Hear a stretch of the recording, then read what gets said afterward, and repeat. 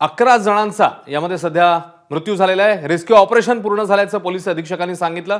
मात्र जखमींवर सध्या उपचार सुरू आहेत। काही किरकोळ जखमी आहेत, काही गंभीर जखमी आहेत, जसं आपले प्रतिनिधी मुकुल कुलकर्णी देखील सांगत होते। त्यांच्यावर उपचार सुरू आहेत। जळगावमधली एक मोठी रेल्वे दुर्घटना ज्याच्यामध्ये 11 जणांना आपला जीव गमवावा लागल्याची सध्याची माहिती आहे।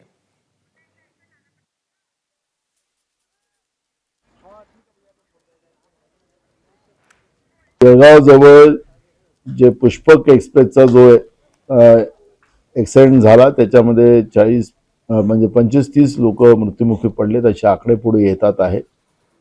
आमच्या गावामध्ये रेल्वेचं तिकीट असतं होतं, पण आताच्या या काळामध्ये आपण मोदी सरकारमध्ये पाहतोय की लोकांचा जीव आता सस्ता झालेला आहे। लालबहादूर शास्त्रींच्या काळात अशीच ॲक्सिडेंट झालेला होता आणि त्यांनी तातडीने राजीनामा दिलेला होता।